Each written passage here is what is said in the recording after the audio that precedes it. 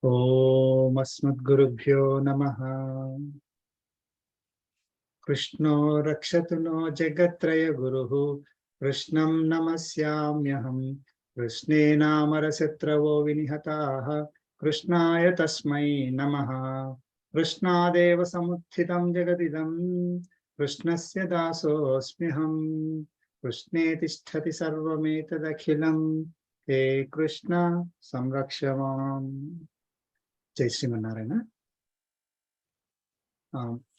Today we will start with Sloka 21 in chapter 2.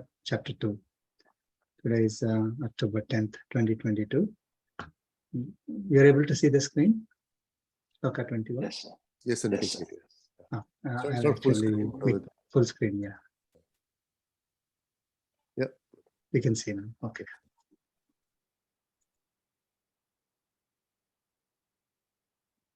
Okay. Please stand. Veda vinasinam nityam. Veda vinashinam nityam. Ya enamajamavyayam. Ya enamajamavyayam. Katham sapurusha partha. Katham sapurusha partha. Kam ghatayati hantikam. Kam ghatayati hantikam. Let's chant together. Veda vinashinam nityam. Ya enamajamavyayam. Katham sapurusha partha. Kam ghatayati hantikam.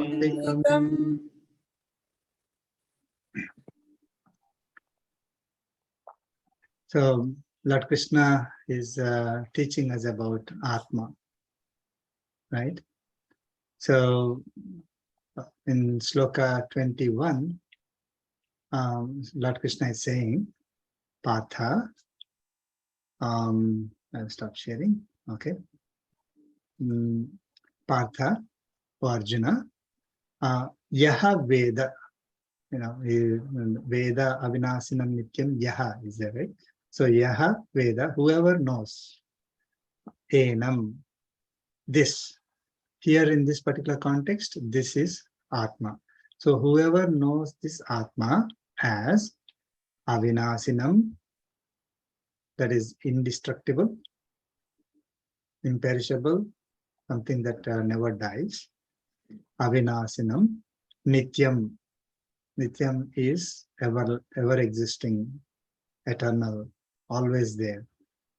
Ajam is having no birth. Avyayam is having no deterioration. Vyaya means going down, decaying.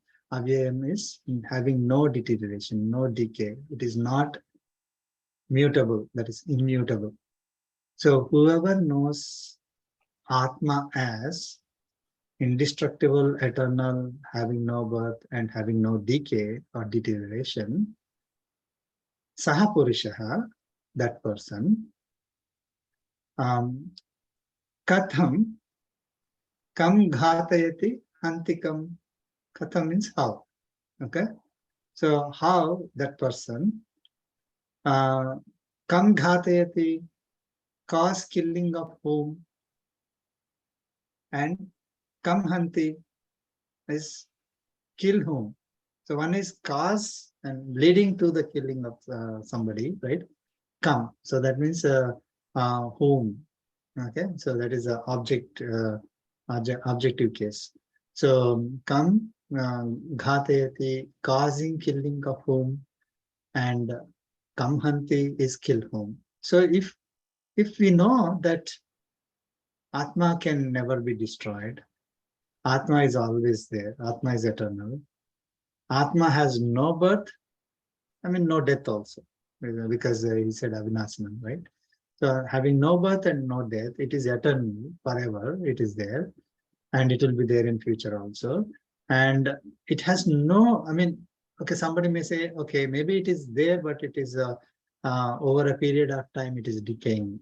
No, it is exactly as it is a billion years ago, a trillion years ago. Same Atma is there even today. Like it is not deteriorating, decaying. Like what we see, as we age, our bodies deteriorate, right? So, I mean, decay or go down. So such thing doesn't happen to Atma. So in that case, whoever knows that Atma as that, then how can they be killing and whom they will be killing, or whom they cause to be killed, right? So that is what Lord Krishna is saying here.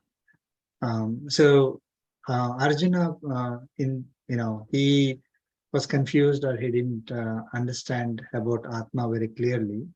So he's reiterating, if Atmas never die, then who are you killing? Atma can never be killed. Okay. So, I mean, even if you think that, by hurting them, maybe I'm hurting Atma. No, Atma can never be hurt. Atma can never be killed. Atma can never deteriorate by itself, or by anything else. So there is no, like how can you kill? How can you cause killing of any other Atma? Okay. Any questions on this? So essentially, Bhagavan is communicating that you can only kill the bodies, but not the Atma. Yeah, only the body is getting there. So body is vinasi. So body is destructible, it dies. Body is anityam, is it is not there forever. Body has a birth. Okay. So, and then body goes through deterioration. So the opposite of Atma's qualities are for body. Okay, sir, I have one question. Sure. Now we talked about body. Suppose if we criticize somebody and we made that person sad and his feelings got hurt or something, then actually body is not getting affected. His mind is getting affected. So is it related to his Atma, or it is something in between Atma and the body, the mind? Okay. Atman is not going to change just because you criticize somebody, scold somebody, hurt their feelings. Atma is not changing its nature. Okay. This is where the ahankara means thinking that I am body is actually causing a struggle. Okay. If I am Atma and I am not going to be hurt by anything that happens, whether it's physical or whether it is mental, emotional, right? So nothing from outside can hurt me or change my nature, right? So if I know that, then my reaction to those comments will be different, right? What is happening there is that when let us say we criticize somebody, or someone criticizes us, for example, and I think that they are criticizing me, right? And immediately our mind gives a negative reaction. We expect praise from people. We don't expect criticism from people typically, right? So when that happens, our expectation is not met, right? So then we react in a negative way. Unfavorable thing for us is unhappiness. So unhappiness may cause us depression or may cause us to retaliate, to react as anger, hatred, and rage, and all those reactions that may come out. So all those reactions are because of how our body is getting that information, processing that information, and then reacting or responding back to it. It is not changing the nature of Atma at all. Atma, no matter what happens outside, Atma nature can never change. So nobody can take away the wealth that we have, the wealth of Atma. If you imagine, there is a lot of wealth within us, and nobody can even touch, right? So then what is the point of responding to some criticism somebody makes, right? Immediately our reactions keep changing. They change, right? If we don't know about our Atma, if we don't know about our greatness, our own greatness, if you don't know that I am Atma and I am great, and my greatness is not, I'm saying great because it has all these great qualities, right? I mean, so there are more qualities that we'll get later. So if I know that the Atma is having such great qualities, such greatness, and body is so inferior, somebody is making a comment, they're typically making a comment on the body, not on Atma. So if I'm not body, and I know body is inferior, and those comments are not hurting or changing the nature of me, then I don't react to them in the same way I would have reacted otherwise. So any any comments in your question, if anybody is commenting on us, it is only at the body level, and the reactions are also at the body level. Now, how is that? If you say, then is Atma not involved at all? Okay, Atma is involved, unfortunately. So, if anything that happens, pleasures and pains and everything that happen from outside to the body, Atma is the one which is experienced. Like if Atma is not there, nobody is experiencing. It's a dead body, right? So Atma is there, then those pleasures and pains that are on the body are not experienced. They're experienced by the Atma. Okay, but its nature is not changing. Why that it is experiencing is, that is what is the karma. So let us say there is a karmic bondage, a karmic record assigned saying we need to be hurt, in some manner, right? So if let us say Atma is also not experiencing it, then there is no point of taking birth, right? So Atma is the one which is experiencing whatever happens in the body, but it is not changing its nature. Don't think that because I'm crying or because I'm really happy, something changes in my Atma. Atma doesn't change. It is only the body that is experiencing, and I mean, body is the first one that it has a senses and it is sensing the sensory inputs, right? So body is the one that is getting the inputs, and Atma is the one that is experiencing it. Okay, but it is not changing. So let us say I eat nice food. Okay, so it is delicious.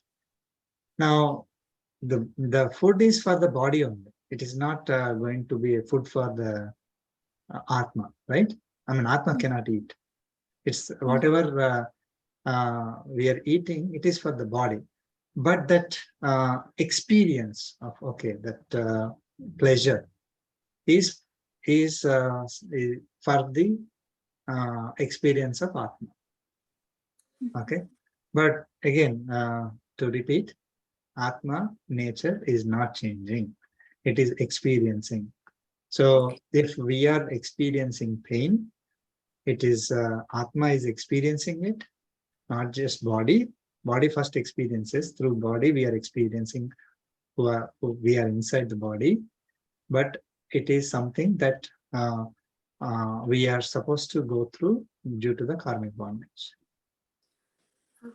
Okay, sir. Plus, Thank you. another way to think is this is a mind that is actually suffering is part of Sukshma Sharir. Yeah, I mean, yes, first of all, senses are sensing. Like, let us say it is really hot. I touch something really hot. So skin is burning. So then that first skin is getting that feeling. And then mind is processing that input. It is very hard. So mind suffers. But all this suffering is experienced by Atma. It is not limited to body. I mean, if Atma is totally insulated, then there was no point of taking birth at all, right? Atma is supposed to go through certain experiences. So it is the one that is bhokta. It is the one that is experiencing. Now, of course, Atma cannot experience unless the sensory inputs are processed by the senses and then the manas, and then manas, then we experience that pain or pleasure or whatever. If manas is not, I mean, let's say the mind is not there at all, then we again we may not have in the example that that you gave. It's a criticism. Criticism is not really impacting any of the senses. Really, it is the mind that is getting affected. Oh, this person criticized me. It was no pain for the ears. They're processed properly, but when it goes inside, we translated it. Like if somebody criticizes it in a language that we don't know, then we don't react to it, right? So when we process it and realize that, oh, it is something that I'm not expecting, then our reaction will be negative reaction. So that which is pain or suffering or depression or all those things. So which are those reactions are the ones that are experienced by Atma. So Prasadji, I have two questions, right? One, it was very liberating to, understand Atma doesn't die and Atma doesn't kill. So that was the happy part of the discourse. But when the second part is, the experiences are, starts from the body, gets to the Atma. So I think we're mostly talking about the difficult experiences where we're trying to tell ourselves, we have to understand that it's the bodily experience, which Atma then experiences. But what about the good experiences, right? What about the pleasures that of Everything. course are? So They're then all experienced. is the goal or is that a goal that we should not be experiencing, or we should experience and then try to detach ourselves from Yeah, those, I mean, samadukka sukham dhiram, right? So we will experience pleasures or pains depending on what our vasanas are there, and that is so. Without going into all the detail, let us say we experience a pleasure in your example. Okay, so it is a pleasure, and then we treat it as such. It's a pleasure, but we do not change ourselves because it is we have to treat it same way whether we receive the pleasure or not. So let us say we have to do certain duty. We don't really look for the pleasure while doing the duty. While doing the duty, if we experience pleasure, we don't stop it, or so we just treat it as, okay, this is some another experience that I have to go through as part of my karmic bondage. I have to go through this pleasure as an experience. Now it is over. So then move on. So it is not like I try to get the same pleasure again. You may not get it, right? Because whatever karmic bondage is assigned for us, karmic records are assigned.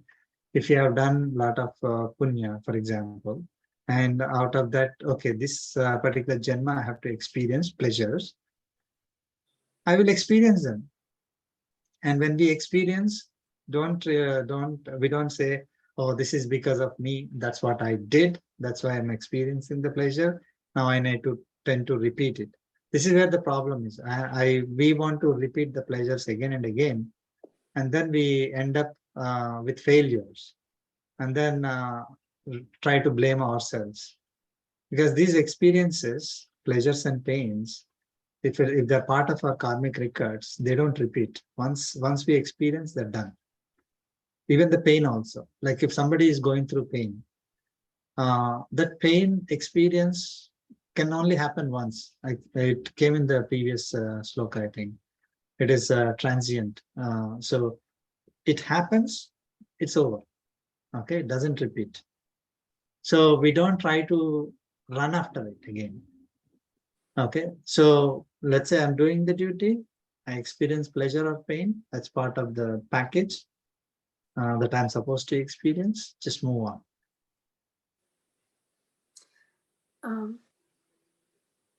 Are you done, Vikasji? Can I go to my question? Yes. Thank you, Sure. Shiji. Okay, no. I mean, if you, yeah. Thinking. Please go ahead. Okay, so my question, going back to this thing, right? I mean, we kind of understood what is Atma and why, Bhagavan is teaching this. But I don't see killing this type of people, right? Duryodhana type villains. I don't see a permanent solution, because I know basically Atma doesn't have anything, but it carries these tendencies, right? So killing Adharma at that point, okay, it'll say a few years. Say if Arjuna didn't kill him, he would have continued his bad tendencies for say 50 more years or 60 more years. And he was that type of a guy. He didn't really put any effort to cleanse himself.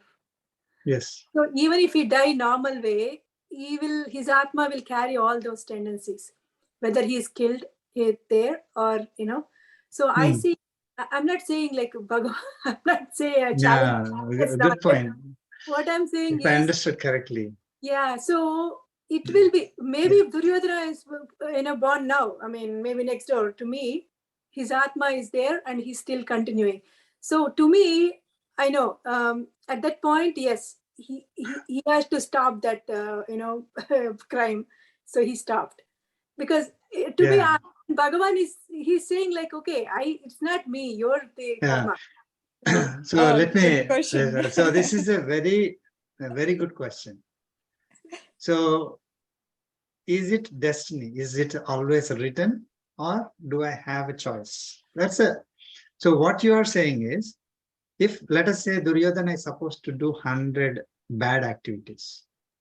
If you kill him when he did like 30 bad activities, he will do the 70 in the next life. Yeah. So it is destiny. It is his destiny to do 100 bad activities. Then there is no point in killing Duryodhana. It's like, if I have to suffer, let me suffer. If I have to suffer for 7 days, whether I have to suffer 7 days together, or 1 day today and then 1 day next month and then 1 day after another 2 months, it's going to be the same. It is not like that. There is no destiny concept there. So we have to understand. If it is destiny, then whatever karmic bondage that we are going to acquire should also be destiny, right? Right? Then there's no point in living also, isn't it? Yeah, I understand. So this is a very good question. Is it my destiny or is it my choice? It is our choice. So Duryodhana, when he is living with whatever vasanas he had, whatever karmic bondage that was assigned to him, he had a choice on how he is going to live. He made a bad choice. Okay, so when if his bad activities, adharma, is going beyond a point, then he has to be stopped. If he stopped, then the adharma won't continue, and that adharma will not. It's not like if he stopped, whatever adharma is supposed to happen will happen in his next birth or next 10 lives. No. Okay. So it is not in the destiny of somebody. So for example, Duryodhana may think, okay, I am doing all these things. It is my destiny to kill all these people. It is my destiny to do all corruption. It is my destiny to do all adharma. You cannot question me, right? Even if I try to stop, you cannot question. I will not be able to stop because it is my destiny. That is, people who say about destiny, they use it in a very to their advantage, saying that I'm always like this. Okay, I will do this. This is what I'm used to. This is what is in my destiny. Okay, this is what I like. And one more thing, they'll say, if I'm able to do it, and God is letting me do that, then God wants me to do it.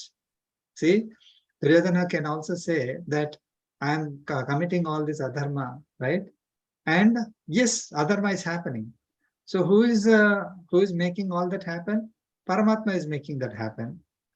So the logic for Duryodhana will be, maybe God wants me to do it. So that's why I'm doing it. Why are you questioning me? You go and question God.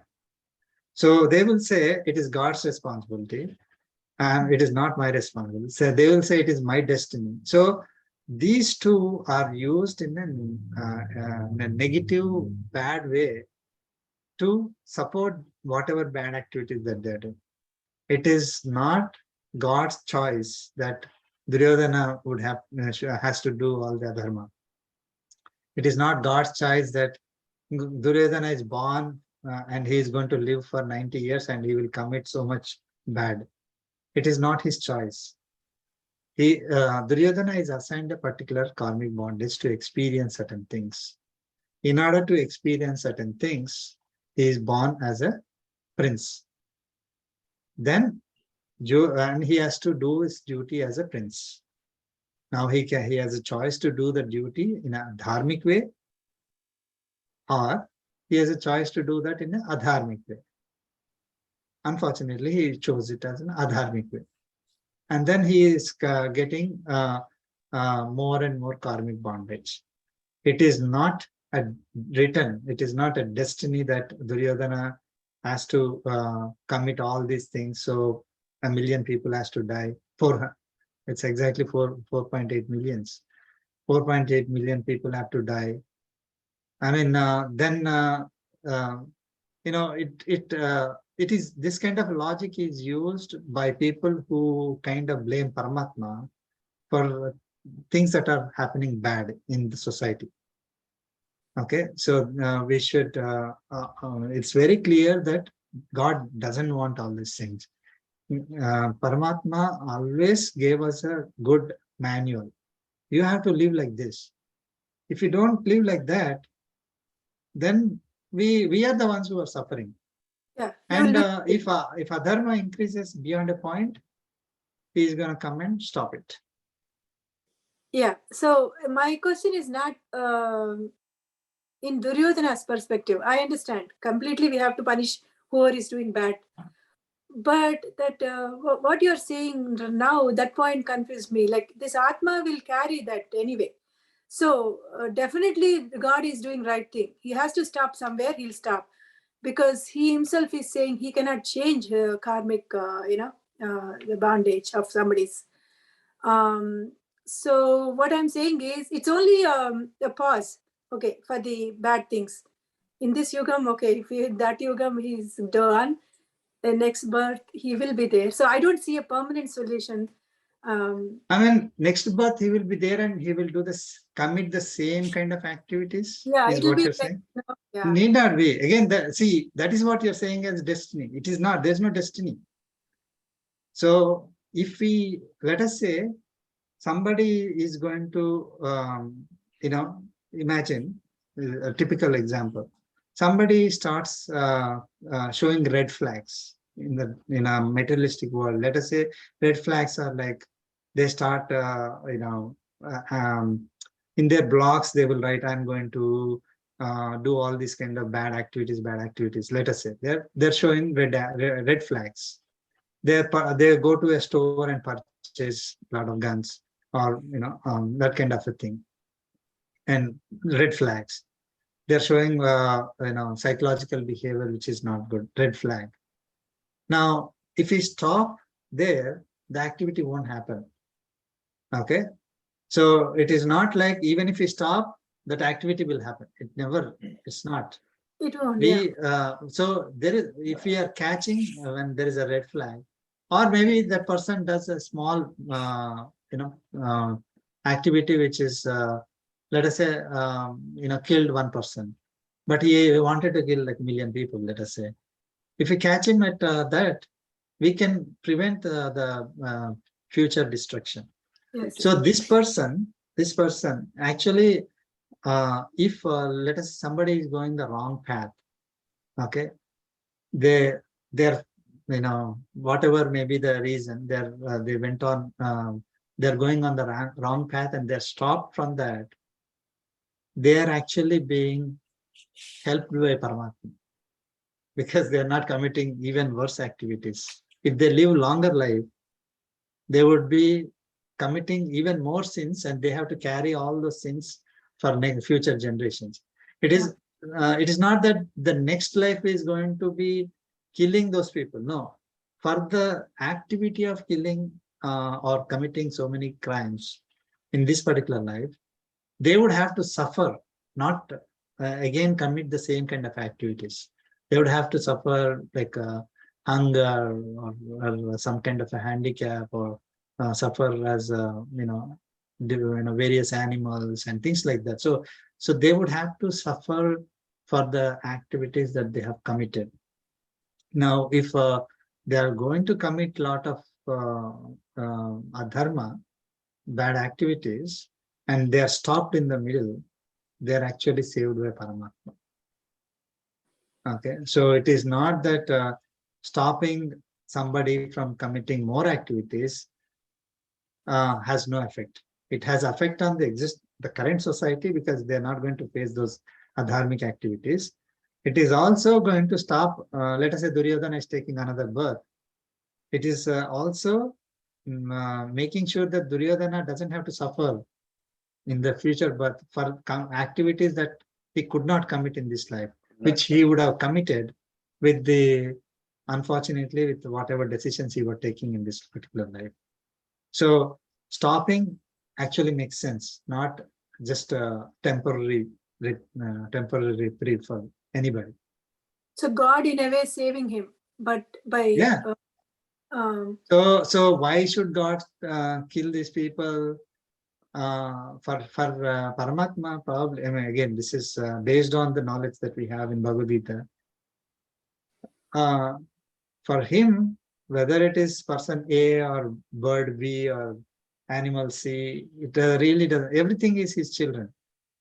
If person A today is committing some activities and he has to suffer a lot, he is not going to see. It is going to hurt him. His child is going to suffer. Now, why not stop that? Could be in animal B or bird C. He will be able to enjoy, right? Again, Paramatma will be happy. So stopping adharma is going to help the society, and also help the person who is would have committed those activities. So you think Duryodhana is born again, and but he's doing still bad things? Need not be. See, why not? Tendency is anyway there. So I know he stopped there. He saved. Maybe No, the intensity could come down even if he commits. Let's say if he would have committed 100 crimes. Now, because Bhagavan has stopped him, he may commit only 10. And again, something happens, it may come down to 5. Eventually, after many lives, he may get it to 0 and get moksha. See, it is not written that anybody will commit crimes or anybody will follow dharma. It is not written like that. Some karmic records are assigned to us, and we are placed in a particular body to experience their karmic records. And we are carrying the gunas based on, the kind of body that we get is in line with the gunas that we carry from previous births, right? So, someone who is very aggressive, very, very extremely aggressive, may not be eligible to take a human birth, maybe taking a ferocious animal birth, just as an example. So let us say somebody takes birth as a human. It is not written that this person is supposed to commit 100 crimes, or supposed to get 10 Nobel prizes and all that. It's not written like that. So there is no such thing called destiny. What is destiny is the karmic record that we are supposed to experience. That's all. A karmic record is not like you are going to kill another million people. Like that's not what is written for Duryodhana. If that was Lord Krishna knows based on how Duryodhana was behaving, but he tried to stop him in several places. So it is not like, okay, I know Duryodhana is going to, commit all these things. It is not like that. So Duryodhana had a choice. We have a choice. Every time we have a choice. We either do the activities in a dharmic way or adharmic way. When we chose a dharma or adharma, it is not destiny. It is not what God wanted or did not want. God, of course, doesn't want adharma. So it is not like God forced me to do these activities. Like, let us say somebody commits a crime and then that crime is successful. I'm repeating it because this is the exact logic used by some of the terrorists. So if I'm successful, then God must have wanted me to do it. So that kind of a logic is saying that, okay, I have the right to commit those activities because I pray to God, right? That is not how it is supposed to be. It is not destiny. See, God gives energy for us to do any activity that we want. Whatever we are eating, it is it is digesting. We are able to digest that food. We are getting energy. Digestion itself is God's activity. I cannot digest the food by myself. I don't go to an university to learn how to digest my food. So since day one, even before I'm born, my food is getting digested. So I don't know how it is happening and all that. So it is, according to Bhagavad Gita, it is Paramatma who is digesting the food for us. And that is giving us energy. Now, any activity I'm able to do, it is not because of my greatness. If I don't have the energy, then how can I do it? So I'm able to do it. But the buddhi that I am using, okay, this is what I will do. Okay, that action that I'm deciding to do, that is in my hand, right? And that whether that action succeeds or not, depending on how, how much energy I'm putting and depending on, a lot of other factors, so that may be successful. So Duryodhana was successful in committing adharma for 90 years. So when people like Duryodhana who are committing, then Paramatma has to take action and to eliminate adharma, people who are committing adharma. And vinasaya cha duskrutam, so later it will come. Everyone who supports him also need to be destroyed. So it is not like, okay, Duryodhana, if you just remove Duryodhana, nothing will change. Because he, created universities where, I'm just saying, people are used to that corruption, used to committing crimes, adharma. If a lady, is disrobed in a court and nobody speaks, we can imagine what's going to happen in a regular houses or regular streets, right? So things have gone so bad that people are not even able to speak up when bad happens. So then they have to be eliminated. Whether they are silent spectators or whether they're actively supporting it, everybody has to go.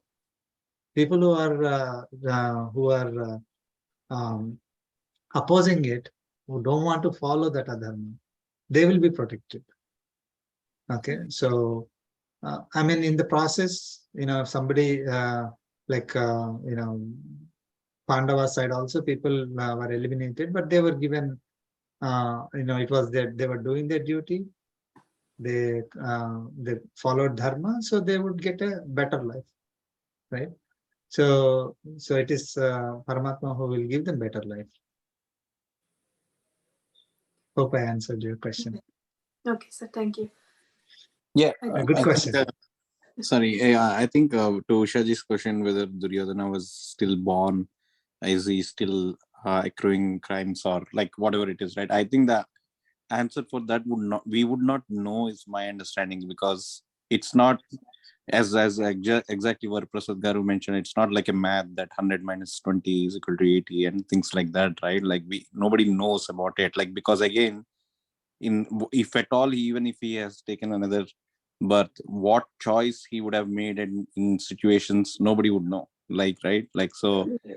I think that is not important also to us to focus on, like whether whether they are like still their karmas are all like done or not, etc., right? So I think it's everybody's individual journey, right? Like, so Yeah, I that's mean, my important, as you rightly said, the important point here is that we have a choice. And there is we have no destiny as far as our decisions are concerned. Yeah. The path that we chose is our own hands. Whether we'll be successful or not is karmic record. Whether we will experience pleasures or pains, karmic records. So, but what is the choice that we are making? So that's why Lord Krishna never talks about the results. He always says, "Do your duty." That so we follow, what is our duty in a dharma, practice dharma. Then we'll always be better. Whether we are successful in getting the result that we want or not, because that's not in our hand. We might have committed some crimes, or some committed adharma in the previous life. Then we may not see the results like somebody else, like somebody without any, they're following all the health rules, right? Everything they were doing, as advised by doctors. But at a very young age, if somebody is having a health problem, even doctors cannot say, how can somebody get like that, right? So that is something that is a karmic record. We have to experience that. Okay, so it is not like something that they did in this particular life, which might have given them that, or some decision that they have taken might have given them that health problem. Okay. So that is one example.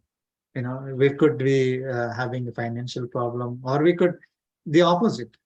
If somebody is totally not following any health health rules, they're 100%, like they will be living longest, let us say 80, 90 years without any health problems.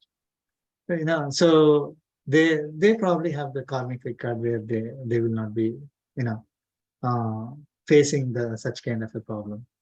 So those are the ones which are dependent on the karmic records. But all the decisions that we take, the duties that we perform or not perform, and how we perform, all that is in our hand. Yes, sir. I mean, I just want to clear one thing. I didn't mean to question our scriptures or Bhagavan or anything. Just that was the sudden question I got. It's not like I'm questioning God. No, that's a very valid question. It's a valid question. We need to get clarity on those questions. Otherwise, it'll be like, oh, if God is saying I'm the one giving all the results, then why did He give me bad result? Yeah. Right. Yeah. It's a very and our two people do the same things. One person is successful, other person is not. Yeah. Why is that? It's something like electricity doesn't do anything bad or good. So it is actually enabling you. It's up to you how you use that electricity. Wonderful. Very good example. Yes. Yeah. And also, same thing. Just like our kids, right? If they're doing bad things, we always stop them. Like, for anything, either selfishness or not, we will stop if kid is doing bad things. I think same thing. I think God also takes care of his kids. Okay, we'll move to the next sloka. Thank you, sir. Oh, yeah, thank you. Okay.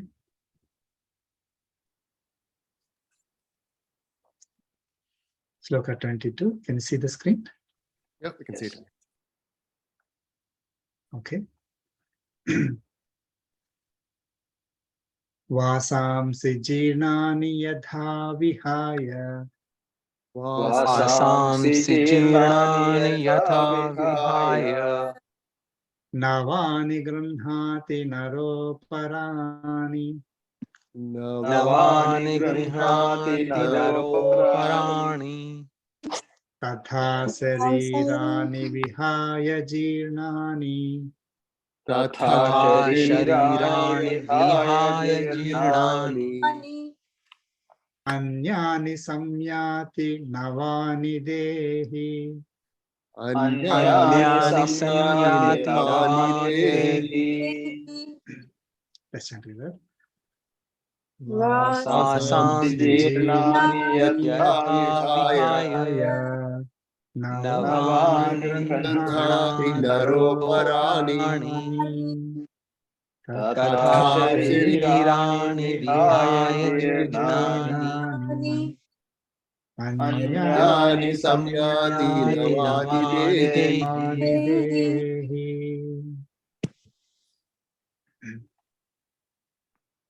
Okay. So Lord Krishna talked about Atma being eternal. It is not changing. It's not decaying, right? It cannot die. It is always there. It is imperishable and all that. So, and this Atma is in this body, right? So, what happens? I mean, we know that bodies are not permanent. So, and Atma is there forever. So what is happening there? So he's explaining the relationship between body and Atma here at a very high level. So vasamsi jirnani yadhavya. One more thing. So to make it to make us understand better, he is giving an example. Krishna is giving an example. So what he's saying is vasamsi jirnani yadhavihaya. Navani granhati naraha aparani. Naraha. So yadha naraha, just as human being, vasansi jirnani vihaya. After discarding vasansi jirnani, after discarding old and worn out clothes. So typically we wear clothes, and do we keep the same clothes forever with us? No, right? So when they become worn out or when they become old, we discard, isn't it? So we don't continue to wear forever. So just as human being, after discarding the old and worn out garments, what do? Navani grunhati. So they accept new garments, new clothes, right? So just like how we discard the old clothes and wear the new clothes. Tatha, similarly, Dehi is Atma. Okay, so this is very important. We don't have to always say the Atma, right?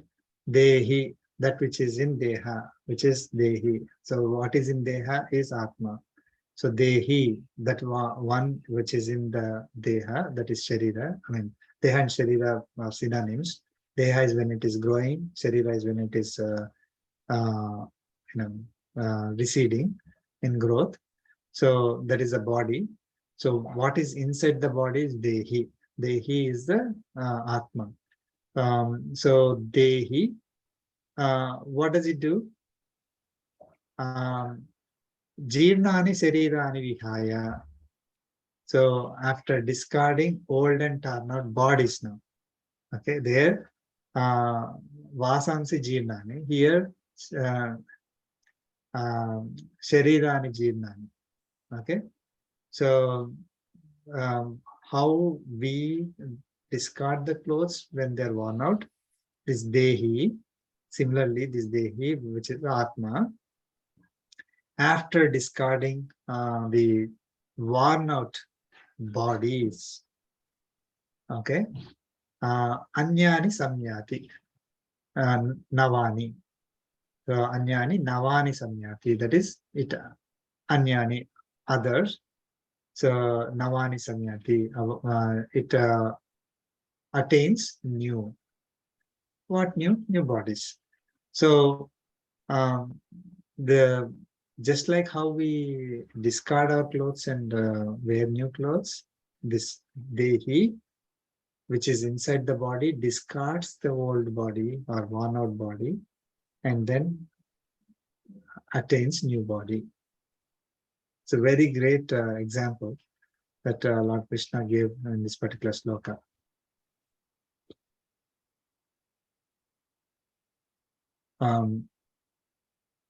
So that worn out doesn't mean that it has to be a particular age. It can be of any age.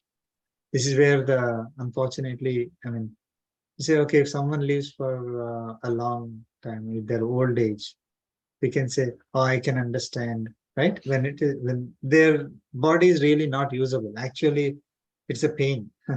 If somebody is going through a lot of pains, body is not usable, they're in the bed and experiencing a lot of pains. It is a kind of a curse, karmic bondage that they had, which was assigned to them to experience it. So they are going through those pains and then they leave, I mean, the Atma leaves that body. We can say, oh, it's torn out body, worn out body. It's, we understand that. Now, but not always that, people die when they're very old, right? People can die anytime from day one of the birth to, whatever, like 100 years, 200, 200 years. So when it is very young age, we say, why, this has happened. Like we buy a new clothes and we don't immediately throw it out, right? We keep it for some time. So we need to understand that the worn out here is not how old the body is. How much, whatever karmic bondage that was assigned to that particular body, whether that is finished or not. There is a purpose, like one-time use. Sri Swamiji gave a lot of good examples. A lot of things that we use are one-time use. Sri Swamiji gave an example of the injection, right? One-time use injections, one-time use gloves. Those, even though they look great, I mean, there's nothing wrong with it.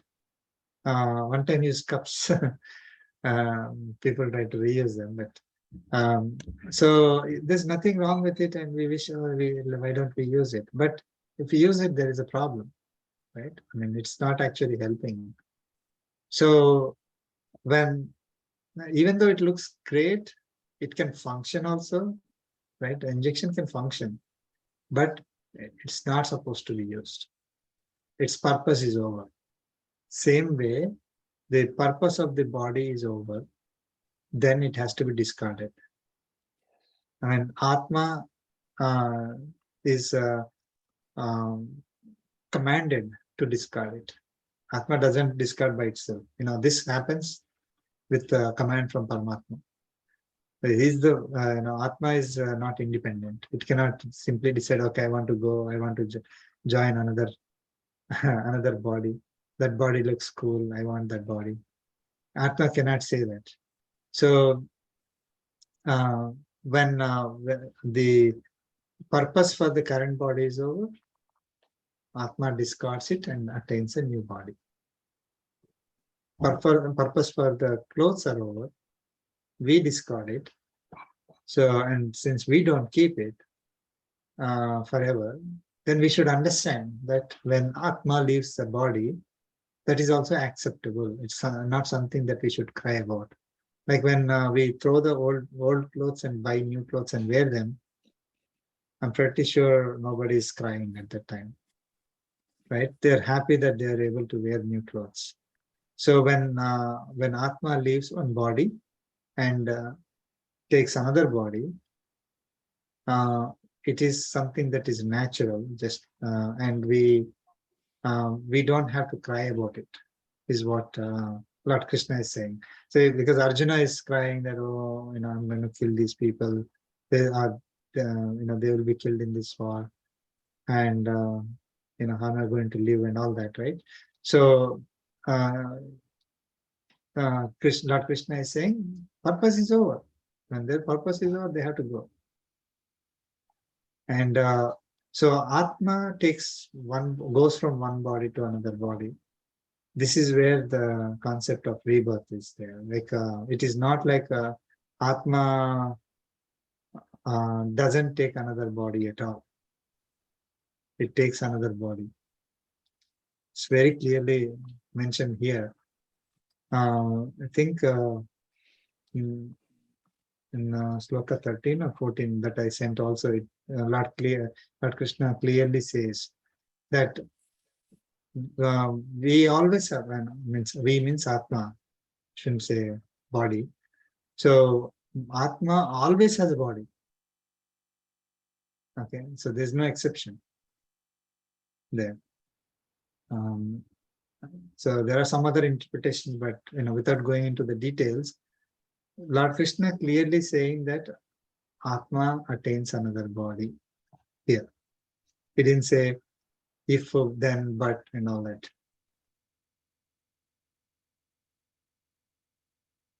Okay. Even you get moksham, still you live in another body? Yes. Yeah. So in order to experience anything, a body is needed for Atma. Okay. Atma cannot experience anything by itself without body. Whatever body that we get is suitable for that experience. So if we have to experience eternal bliss, there is the kind of body that we would get is able to experience it. So that is the divine body. That's what Divya Purusha is. Divine bodies, they attain divine body, and with that body they are able to do it. They are able to serve Paramatma. They are able to experience. Like if we are in a small bulb, right? It can handle only 120 volts.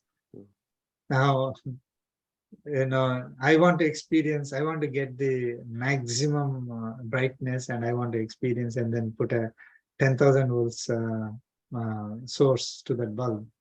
Immediately it will blast, right? It cannot handle that.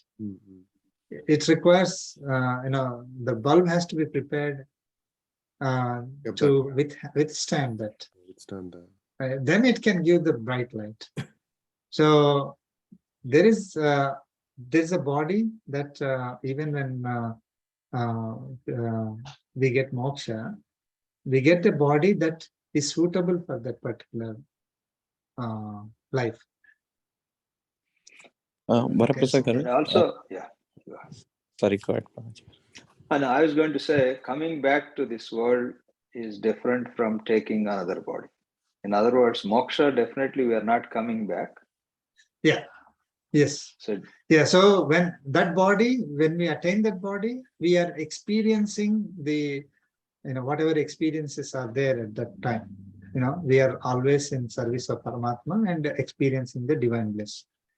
There is no force to come down and take birth again in earth or any other part of the creation.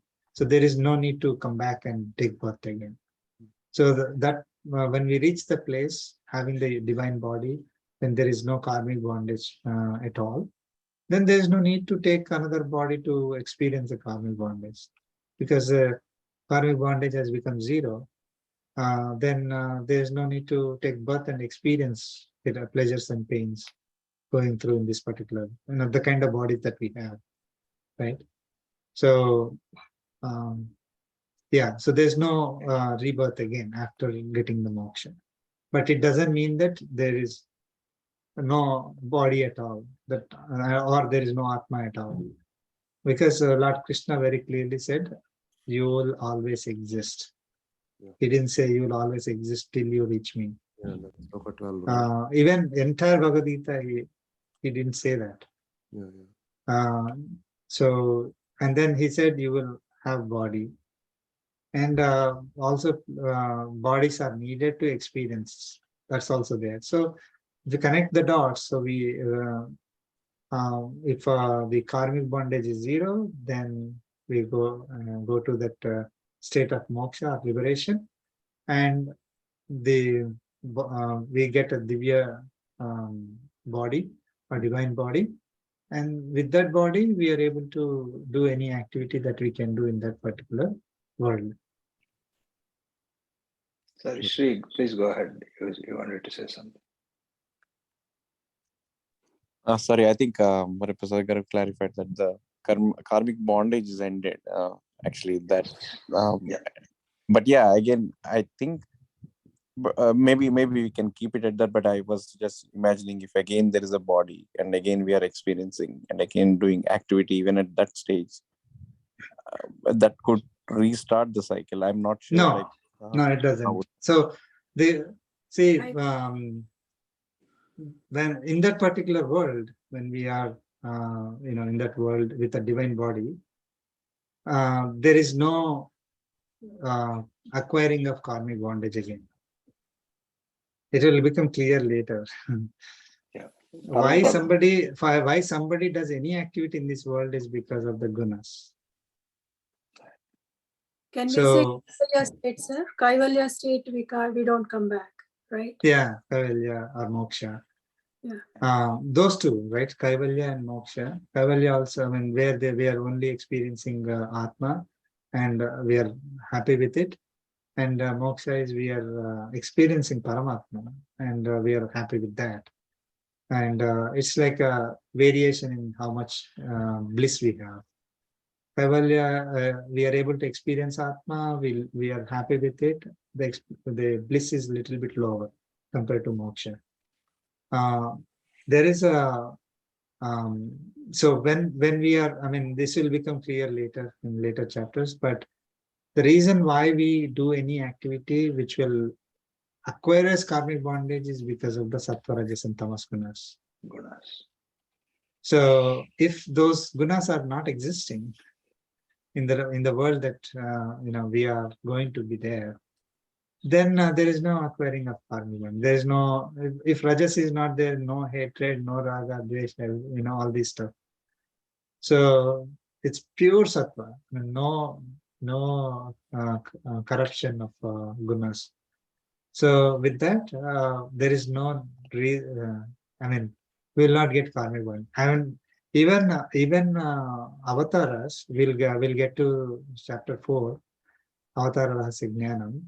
When Paramatma takes avatara, he is not going to be bound by the karmic bondage also. Right. Because he is going to take birth with a kind of body which will not acquire him karmic bondage. Because he is going to come with the knowledge that will not acquire him karmic bondage. It is not like he takes avatara and then suddenly gets into a trap. He will not. Even though he is living in this world with all the gunas, is not affected by it. Because of the kind of body that he has, kind of birth he has, he doesn't, we have a karmic bondage, we have to do certain activities, and then we are affected by the gunas and all that. And so he is not having any such karmic bondage. He came for a purpose. So it is not like he is forced to experience some karmic bondage. It's all his choosing. He has a divine body. So that is also not affected by the gunas. He is the supreme. is the commander of all. So he is not going to be affected again. So that's why even if Paramatma takes birth in this world, takes avatara, he is not going to be acquiring karmic bondage. And when we go to moksha, the state of moksha, we will not acquire karmic bondage, even though we will do activities. Atma Samahita. Equal qualities of Paramatma. Yes, yeah. Okay, so we'll go to the next sloka, 23.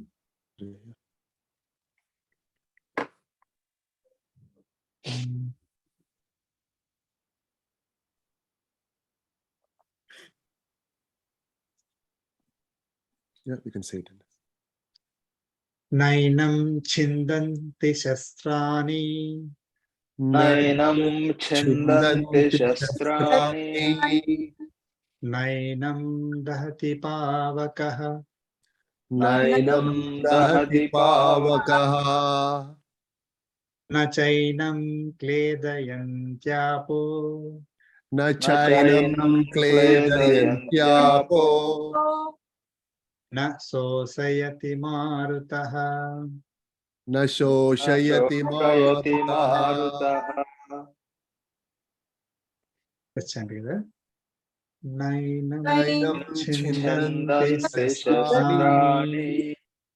Nainam Nainam dahati dahati pavakaha. pavakaha. Na Na chainam chainam kledayantyapo. kledayantyapo. Na Na shoshayati soshayati marutaha. marutaha. So Lord Krishna is giving the qualities of Atma here. We continuing to explain the qualities of Atma, or characteristics of Atma. So it goes from one body to another body, so that's how we are taking births again and again. Now, Lord Krishna is saying, na enam chindanti shastrani. So that is, shastrani is weapons. Okay. Enam shastrani na chindanti. The weapons do not cut enam, this Atma. Okay. Or cut or shred or, split into pieces. Okay. Na enam dahati pavakaha. Fire does not burn this Atma. Na enam kledayanti apaha. Water does not soak it or wet it. Okay. And na soshayati marutaha. That is, wind does not dry. Okay. So typically all this happens to the materialistic bodies, like like weapons cut any materialistic body, right? I mean, different types of weapons. Not every weapon can cut everything, but like a knife, a sharp knife can cut a metal body. Then fire burns. That is, something that is combustible. It burns it. Water, soaks, a lot of material. Then wind dries.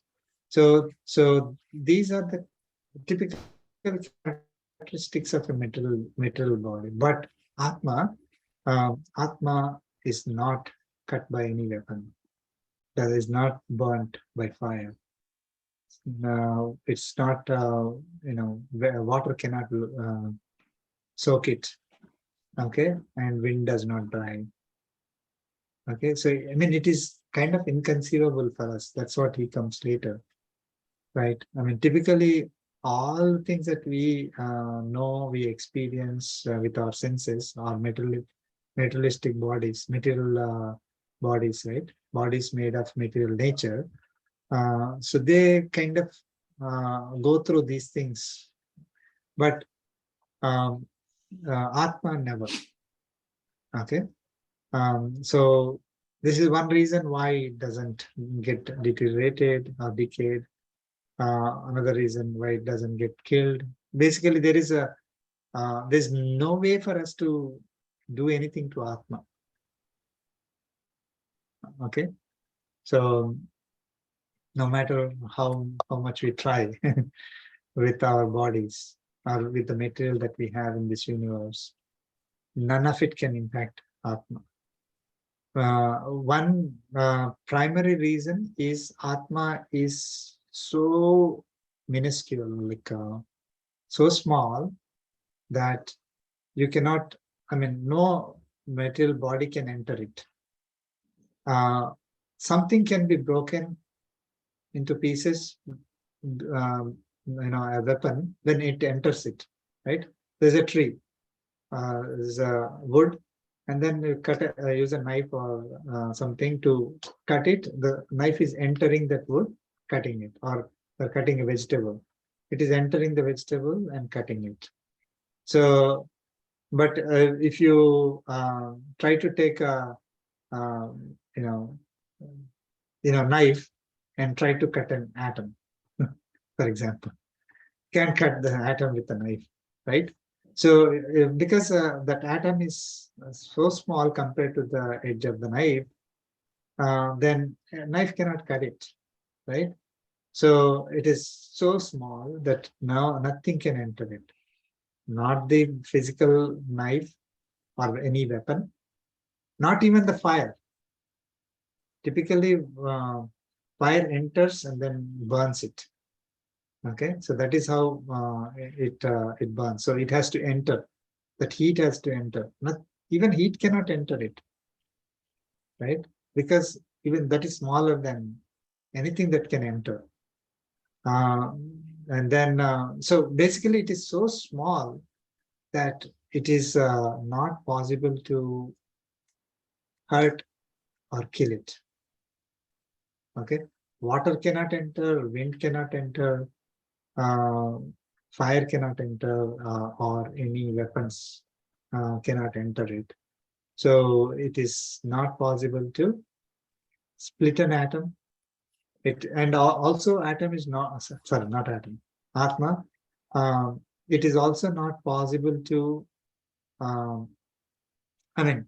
Atma is not made of multiple components. Typically, all the material nature that we see, it is made up of Panchabhutas, right? So it is made of one, two or more components. Okay, so it is possible to split that by the component. So if there's water molecule that is made up of hydrogen and oxygen, you know that you can split it, right? Because there are two separate individual items. They're forming a compound. So any material that is a compound can be split. You just have to find a mechanism to do it. But if it is only one, and that too it is so small, then it is absolutely impossible for anything to enter it, anything to cut it, anything to destroy it. Okay.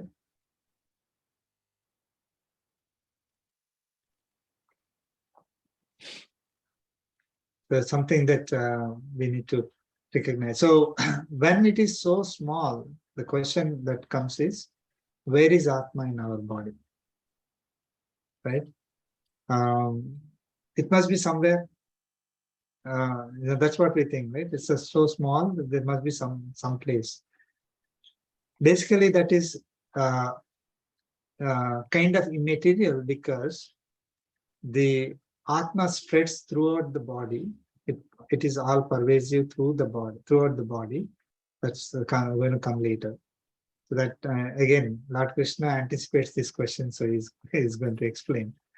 So it is spreading through the knowledge. Form of Atma is the knowledge. So it is spreading through the entire body as knowledge. Okay, so So it is not like it is there in some place in the body, and if you just remove that part, then the entire body becomes useless.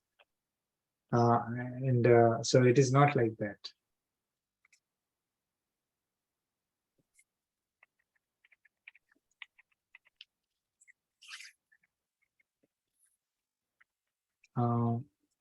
Any questions on that? We have 10 minutes. We'll not do another. We'll not go through another sloka. It may not have sufficient time. Can if I you have ask questions, Can sure. I ask a go ahead. question, Varaprasad? Yeah. So I think I'm just finding myself, questioning every reaction that I have, right? So every feeling I get, right, at work, at home, good, bad. It's just that again, trying to go back to that it's, it's how to say it, right? That this is, I don't know, somehow I'm questioning it, that, maybe questioning is not the right word. I'm thinking that whatever I'm going through is not real, right? So I'm like just questioning the reality of it, saying it's just mithya, right? So, but in that moment, the thing is happening, right? So it's, if I react No, I mean, it naturally, never said, Bhagavad Gita never said it is unreal. All the things that you're going through are real. I mean, if imagine Duryodhana simply says, I committed all these adharma activities and they're not real. Why are you going to give me a karmic bondage? Everybody starts saying that. no, So I'm then, not trying to. so I'm not trying to give as a so basically, justification of something. I think if I understood correctly, sorry to interrupt you. Like Sure. there is some knowledge that you may already have, right? Some kind of idea about our scriptures, idea about Bhagavad Gita or something, and then you're hearing something here. You are still in like very initial stage of second chapter. So you are getting the right questions, which is correct. I mean, you are questioning yourself, but you're still not there with the complete knowledge. Okay, so just have an open mind, surrender to Lord Krishna. You will, Lord Krishna will give you the complete knowledge. I mean, if let us say all our questions are answered, even like second chapter 20th sloka, then he need not have explained everything later, right? There is a lot more knowledge that is coming, which will clarify a lot of things for you. So then you will be able to understand it completely. Right now, you have a lot of questions. It's good to have questions, but you still have you're not given the complete answer, complete knowledge. So just wait for some time. I mean, go through this 700 slokas, then you will be able to definitely answer. One thing is for sure that we have to start from, it's better to, like any other course, right? Start without having any preconceived notions. Go through this as is, right? I mean, we might have studied somewhere, somebody told. The reason why I'm saying is, I saw Mahabharata TV serial. And then I thought that was real. I mean, that's exactly what has happened. And then somebody showed a different, I mean, the same Mahabharata. There is another serial that came. They were showing differently. Now I'm questioning this second serial, saying that you are showing it wrong. But what is the guarantee that the first one was correct, right? I might have missed. First of all, whoever filmed that was probably, due to lack of time or lack of research or their own bias, they might have shown something different from what is actually written. I might not have understood it correctly. So then second one could be the one that is correct. But I keep questioning, hey, why are you doing this? Why are you doing that? Is it really? Is it? And then suddenly I'll say, okay, doesn't everything looks, unless I don't believe both of them at some point, right? That's what happened. So we will let us not have any preconceived notion of okay, about Atma or body or nature or Paramatma. Everything is very clearly explained in Bhagavad Gita. So word by word, if you just go through the meaning, you will get the complete knowledge about these three realities. And then you will not have question like, am I experiencing it or am I dreaming? It will not come. That question will not come. Whatever you are experiencing, it is real. Arjuna, when he experienced sadness, sorrow, Lord Krishna did not say that what you're going through is unreal, just go and fight. If that was the answer, he need not have said 700 slokas. You are just in a movie, it is all unreal, you just go and fight and kill. And they are also not getting killed. Even if you kill, they are not getting killed. Then it would have been over. One sloka would have been over. What Arjuna's feeling was real. He's going to kill those people, real. All those people are getting killed are real. Every experience he has is real. Okay, there's nothing unreal there. If it is totally imaginary, it's all our illusion, then we need not go through this entire knowledge. There's nothing needed. I mean, when we go to a movie, we see all these things happening and all that. We know that it's an illusion. It will not affect us, right? So if somebody says that you are living in a movie, or you are just, I mean, even in computer games, right? They play, kids or anyone, they play violent computer games. They know it is not real. So if this entire world is also not real, then you just do whatever you want, right? Who cares? And just like in computer game, get some guns and then shoot somebody, then it's unreal. Then somebody questions and say, okay, it's unreal. It is not unreal. Everything that we see is reality. And whatever actions that we take have consequences.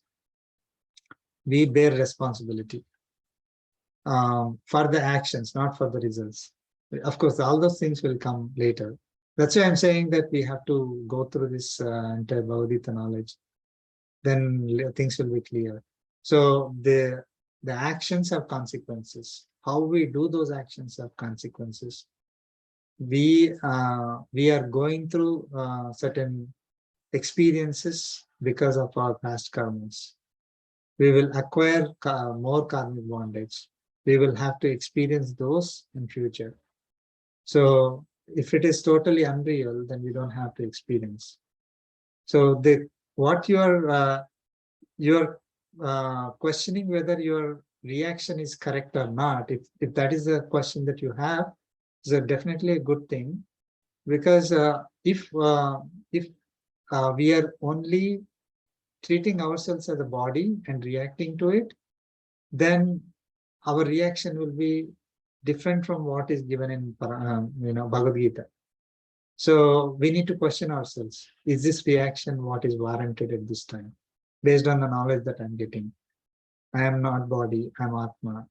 I'm not going to be affected by all this. If I take this particular action, I'm going to be.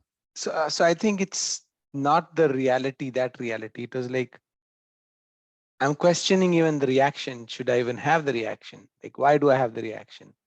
Either positive or negative. It should not be there, right? So I'm questioning the reaction itself, saying I shouldn't be reacting. I'm Atma. Perfect, so very good. Why am I even reacting? So that's the struggle, not like, of course, it is happening, right? So there will be a consequence, but. Yeah, so very good question again. What Bhagavad Gita teaches us is to respond, not react. There is a difference between response and reaction. When we have a duty, we respond to whatever is happening around us, right?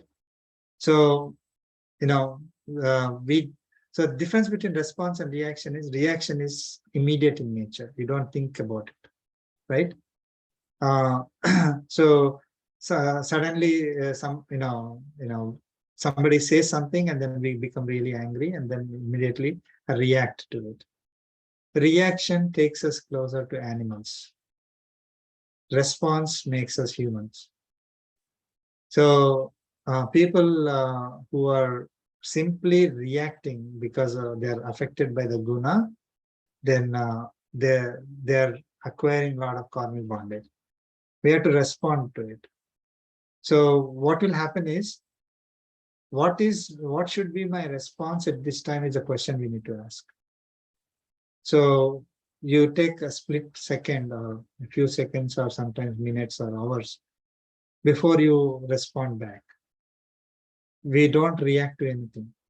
So for example, somebody says something, immediately we shout. Okay, this is a perfect example. Road rage.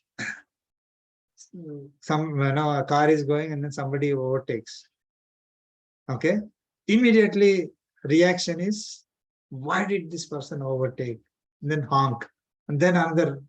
So basically there will be a fight between the two people. There's absolutely, it doesn't make sense because nobody is getting anything out of it, right? They're going to go fight, and then some, there are cases where they got into accident, they got killed.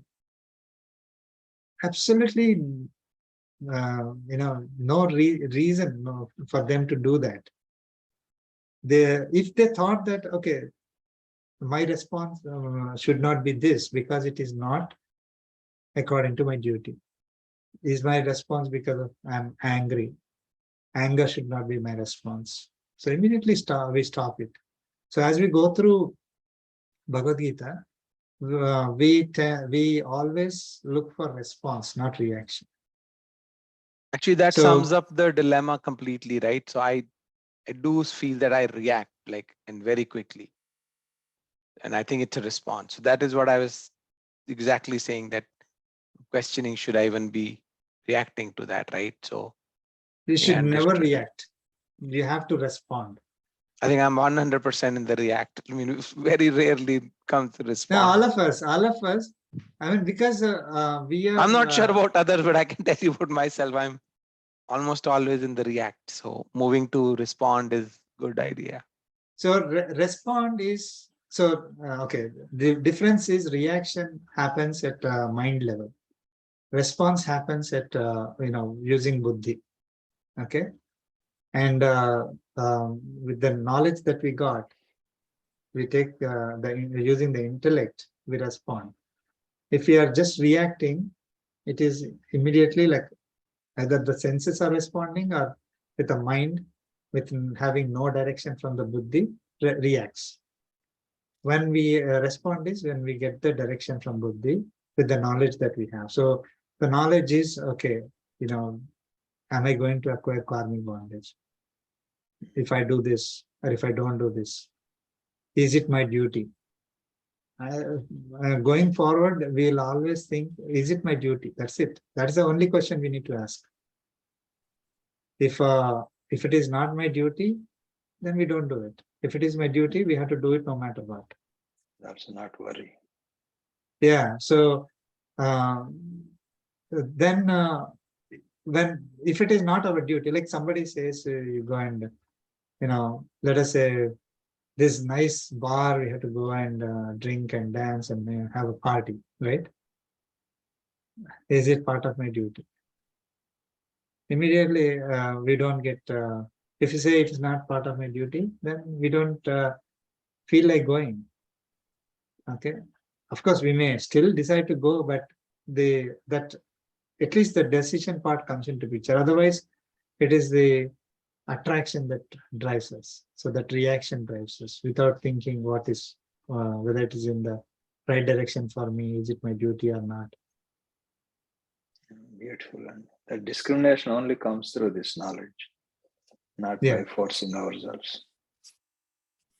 Right. Yeah. So Bhagavad Gita knowledge will take us, this particular knowledge will make our buddhi strong. And that buddhi can control manas, manas can control the indriyas. That again, Lord Krishna says, I'm not saying that. So then with that, instead of reacting to situations, we respond to situations. But because we are humans, we may not be always 100% correct. We may react. All that, but with practice, it will go down. Thank you, sir. It's 5 minutes over. Yes, sir. Yeah. Thank you. So, any questions you can send to us. We'll discuss next session. Okay. कायेन वाचा सेन्द्रियैर्वा बुद्ध्यात्मना वा प्रकृते स्वभावात् करोमि तस्मै नारायणायेति समर्पयामि श्रीमन्नारायणायेति समर्पयामि सर्वं श्रीकृष्णार्पणमस्तु ओम सद्गुरुभ्यो नमः सद्गुरुभ्यो नमः जय श्रीमन्नारायण जय श्रीमन्नारायण Yes, Shimon. जय श्रीमन्नारायण जय thank you so much Sriman Narayana everyone